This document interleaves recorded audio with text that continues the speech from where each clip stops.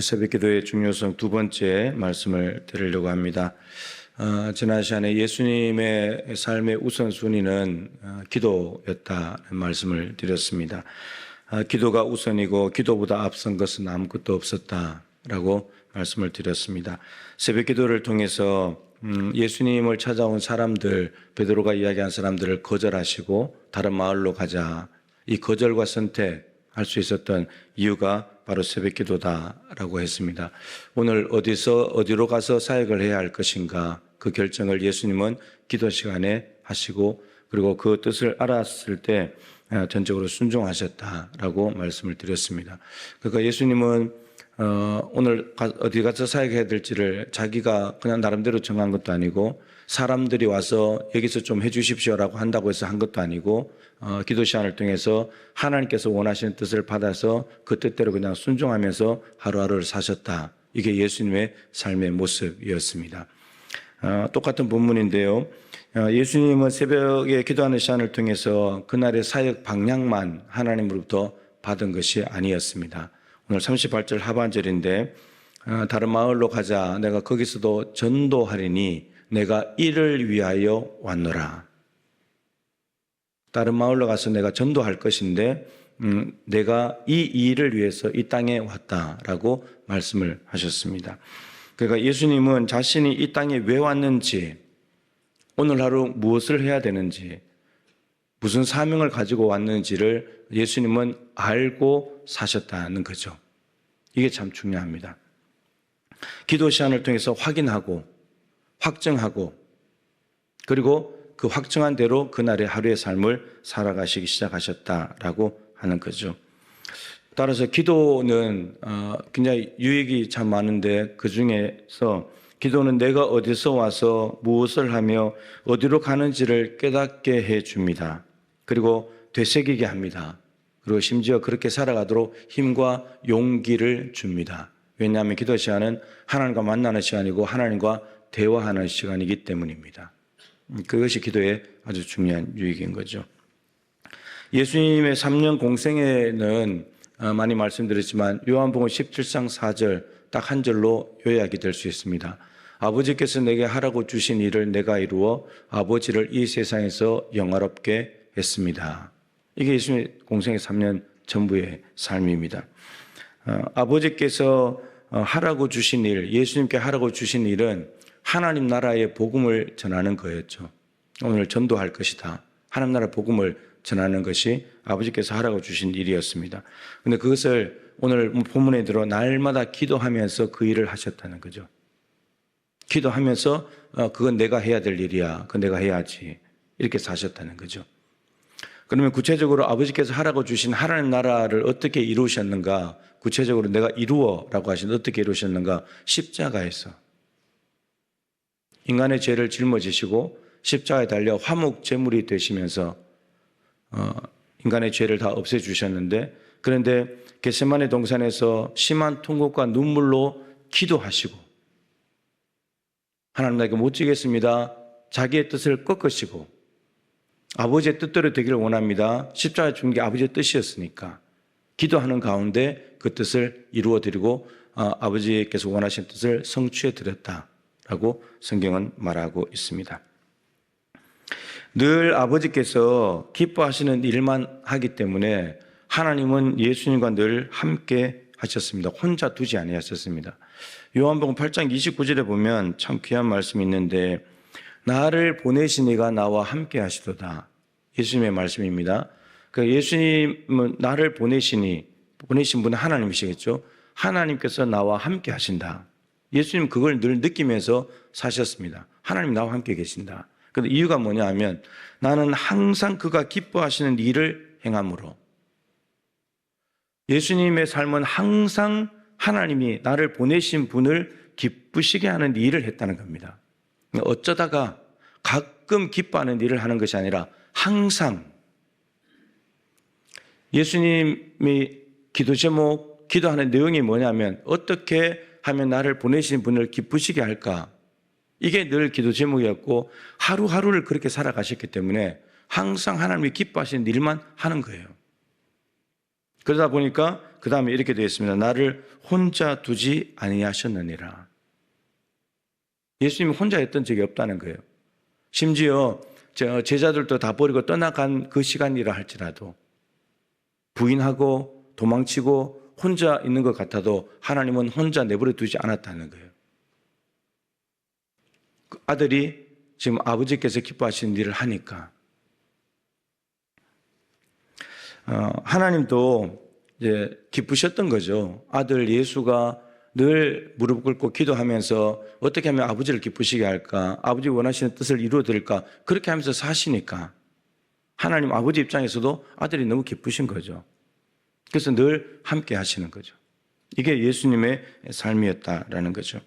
그러니까 예수님을 정리하면 예수님께서 이 땅에 왜 오셨는지, 왜 사는지, 무엇 때문에 사는지를 알고 사셨다는 겁니다.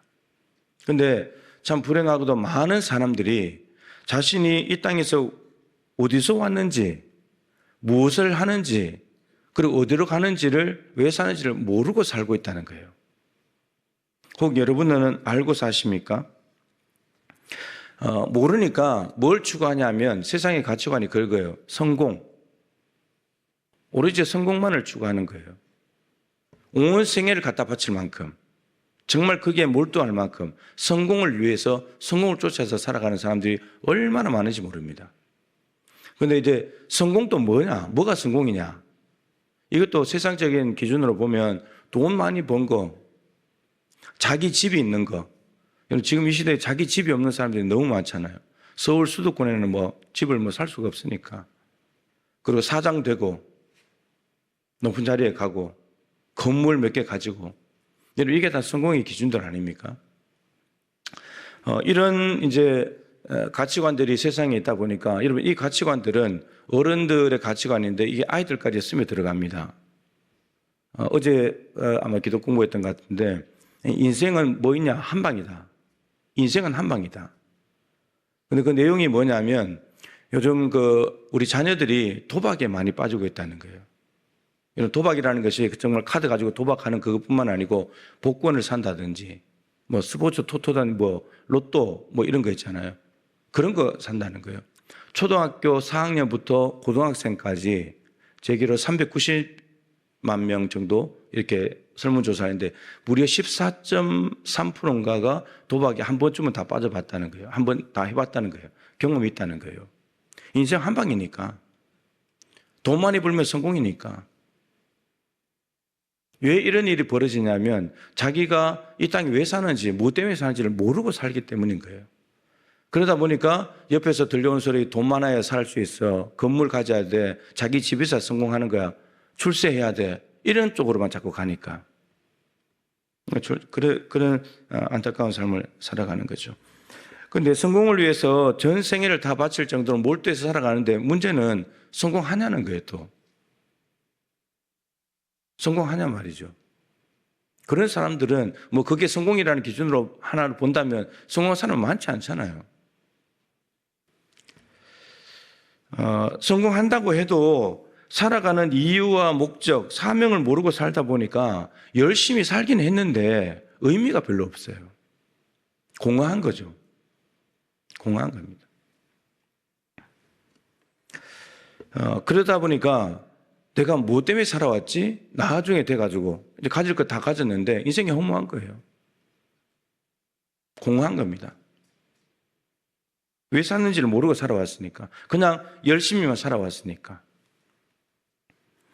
여러분 누가 정말 불쌍한 인생일까요? 가난하고 없이 살고 좀 힘들고 어려워도 그렇게 사는 사람이 불쌍한 사람일까요? 아니면 이런저런 것들을 많이 가지고 사회적으로 출세했다 할지라도 삶의 이유와 목적, 사명을 모르고 살아가는 인생이 불쌍할까요? 누가 더 불쌍할까요? 그래도 많이 있는 게 좋아요. 왜 사는지를 모르고 사는 게 그게 불쌍한 인생이잖아요. 정말 불쌍한 건 그거죠. 근데 이런 사람들은 많이 가진 사람들은 또 없는 사람을 불쌍하다고 여기겠죠. 정말 그 사람이 불쌍할까?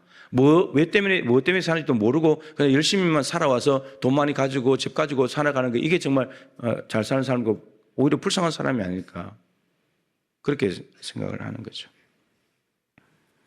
그런 의미에서 본다면 내가 이 땅에 살아가는 이유와 목적, 사명을 기억하고 깨닫는 기도 시간이야말로 너무너무 중요한 시간인 거죠.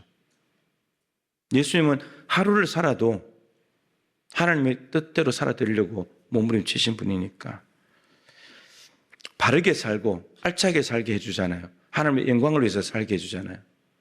아버지께서 내게 하라고 주신 일을 이루어서 아버지를 이 세상에 영원하게 했다. 이것보다 귀한 삶이 어디 있어요? 이것보다 귀한 삶이. 로마서 11장 36절에는 아주 중요한 말씀이 있습니다. 이는 만물이 주에게서 나오고 주로 말미암고 주에게로 돌아감이라. 만물이, 여러분 이 땅에는 천지 만물뿐만 아니라 우리까지 포함해서 우리가 어디서 시작하냐? 주에게서 나오고 주로 말미암아 살아가고 마지막도 주에게로 돌아간다. 근데 많은 예수 믿지 않는 사람들, 잘 모르는 사람들은 어머니에게서 태어나서 자기로 말미암아 살아가다가 죽는다 이렇게 생각하죠. 근데 이 말씀을 알아야 되는 거예요. 시작도 과정도 마지막도 다 주님 안에 있다. 이 말씀의 의미는 단순히 그런 의미가 아니라 따라서 주님을 만나지 못한다면, 주님을 모른다면 존재 이유와 목적은 전혀 알 수 없다는 뜻입니다. 우리가 주님에게서 나왔기 때문에 그러면 주님이 나를 왜 이 땅에 나게 하셨는가? 주님을 만나야만 알 수 있는 거예요. 제가 이 마이크를 가지고 많이 이야기하잖아요.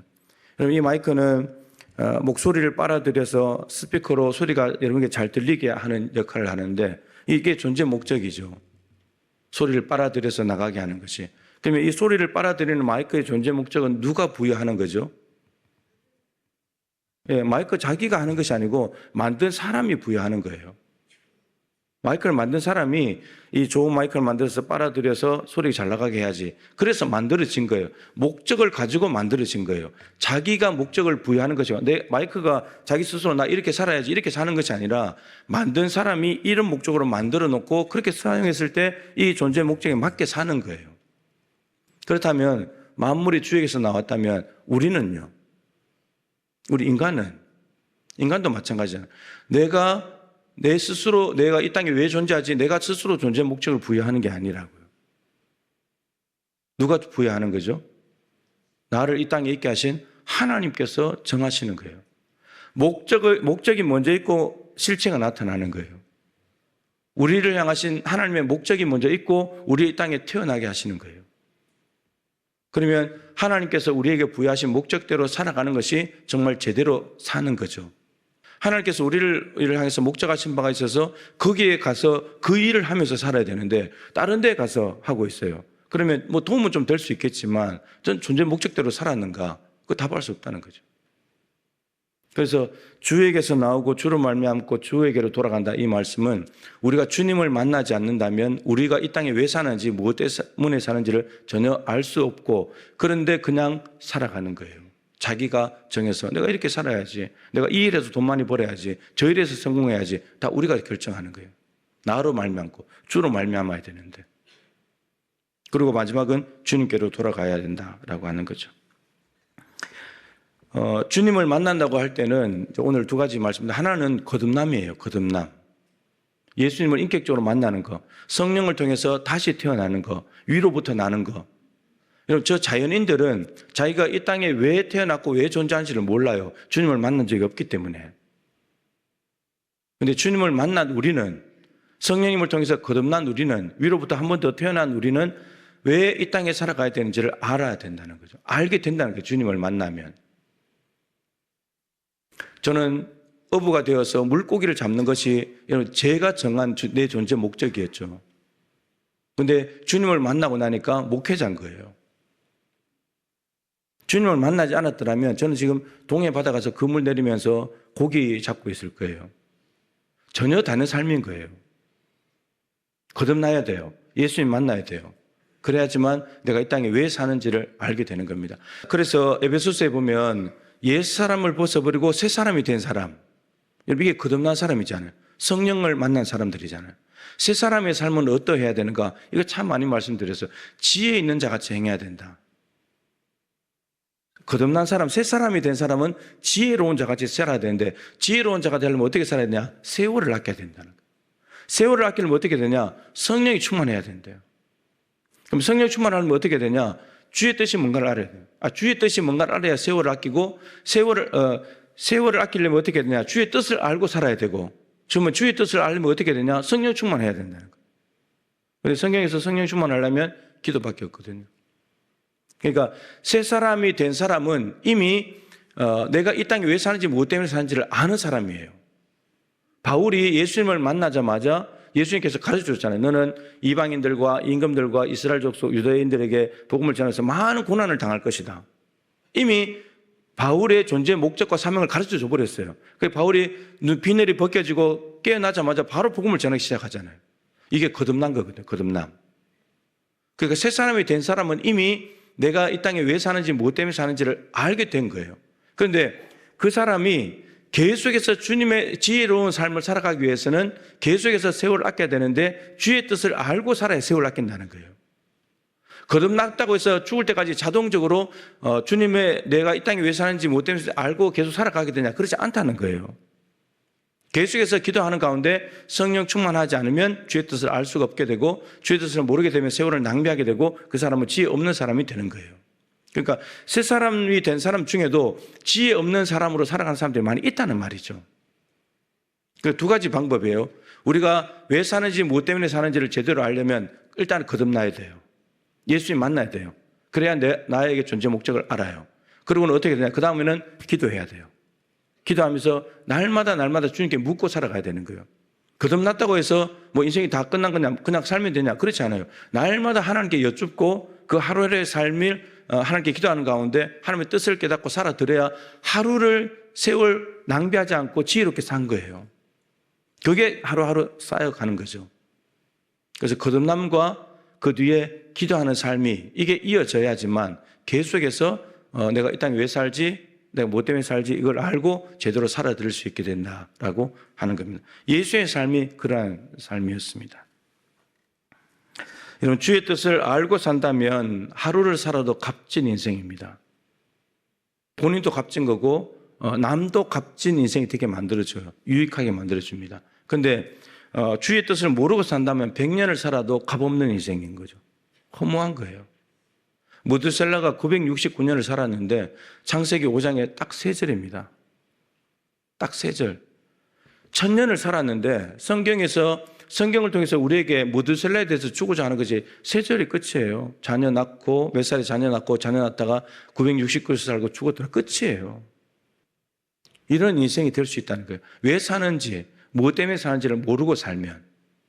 근데 그 아버지 에녹은 365년을 살았는데 아들 무드셀라보다 3분의 1 조금 더 되는 인생을 살았는데 하나님과 동행하는 사람, 하나님과 동행하였더라. 그랬더니 하나님이 그와 동행해서 데리고 가버렸더라. 얼마나 날마다 기도하면서 하나님과 함께 동행했길래, 보이지 않는 하나님을 보는 것처럼 믿고 살았길래 이 에녹의 인생은 승천하는, 죽음을 보지 않고 승천하는 인생이 되고 969년을 이 땅에 살았지만 왜 사는지를 모르고 사니까 1000년을 살아도 의미 없는 인생이 되는 거고. 여러분, 969년을 산 사람이 죽었다면 다 죽는 거예요. 제일 오래 산 사람이 죽어서 다 죽는 거예요. 우리 인생이 이제 얼마 안 남았어요. 얼마 안 남았어요. 얼마나 내가 이 땅에 왜 사는지 무엇 때문에 사는지를 알고 사냐, 이게 제일 중요한 거예요. 그것을 주님께서는 기도를 통해서 깨닫고 발견하시고 확인하고 확정하고 난 뒤에 그냥 순종해서 살아가셨다라고 하는 거죠. 그래서 3년을 사셨지만 너무 귀한 삶인 거예요. 얼마 전에 있던 교회 청년이 이제 연락이 왔어요. 결혼해가지고 이제 애 낳고 다니던 교회에서 이제 결혼하게 되면서 다른 곳으로 이동을 했는데 이제 교수로 좀 들어가려고 하는데 기독교 학교다 보니까 현직이 담임 목사인 사람의 추천이 좀 필요하다고 해서 저한테 연락이 왔더라고요. 그래서 학교에서 연락이 왔어요. 그래서 내가 통화하면서 이게 이야기를 해줬고 정말 성실하게 잘할 거다. 뽑아놓으면 후회하지 않을 거다. 지금은 아이를 낳고 아이를 본다고 교회에서 봉사 못하고 있지만 성실히 할 거다. 그래서 며칠 지났는데 합격이 됐어요. 당연히 감사하게도. 그래서 이제 교수를 올해부터 시작했는데 제가 이제 한 달 조금 안 됐지만 연락을 해봤어요. 교수 지금 하고 있냐. 그렇게 이제 톡을 했는데 근데 그러면서 CBS에서 제가 지금 하고 있는 음성 듣기도 세 번째 영상 지난주에 올려드렸잖아요. 기도할 때는 반드시 필요한 것이 시간이다. 그 영상도 함께 보내줬는데 저한테 답이 이렇게 왔어요. 제가 참 저를 오히려 돌아보게 만드는 시간이었는데 이렇게 답이 왔어요. 잘 살고 있는지는 모르겠는데 열심히는 살고 있는 것 같습니다. 잘 살고 있는지는 모르겠대요. 그런데 하여튼 열심히는 살고 있대요. 어떻게 생각하세요? 우리 모습 아닙니까? 잘 사는 게 중요해요? 열심히 사는 게 중요해요? 잘 산다는 말은 제대로 산다는 거죠. 제대로 목적을 알고 사명을 알고 사는 거죠. 근데 그걸 알고 사는 거하고 그냥 단순히 그냥 열심히만 사는 거. 근데 이제 자기의 모습을 보는 거죠. 그러면서 이렇게 답을 보내왔어요. 참 이게 참 귀했는데 사랑하는 사람과의 대화를 소홀히 하면서 그러면서도 그 관계는 유지가 되기를 기대하는 마음이 자기에게 있다고. 제가 음성 듣기도 이번에 주제가 시간이라고 그랬잖아요. 기도하려면 반드시 시간이 필요하다. 근데 자신을 돌아보는 거죠. 영상을 듣고 하나님을 사랑하기 때문에 하나님과 대화는 해야 되는데 대화는 안 하면서 기도할 시간은 내지 않으면서 근데 그 관계는 깨어지지 않기를 원하는 거예요. 사람들과의 관계 속에서도 연락은 한 번도 안 하면서 저 사람과 관계는 안 깨져야 되는 별로 의미 없는 관계가 돼버리잖아요. 하나님을 사랑한다 하면서도 하나님께 시간을 못 내어드리면서 하나님 편에서 나를 놓지 않았으면 좋겠는 이 마음.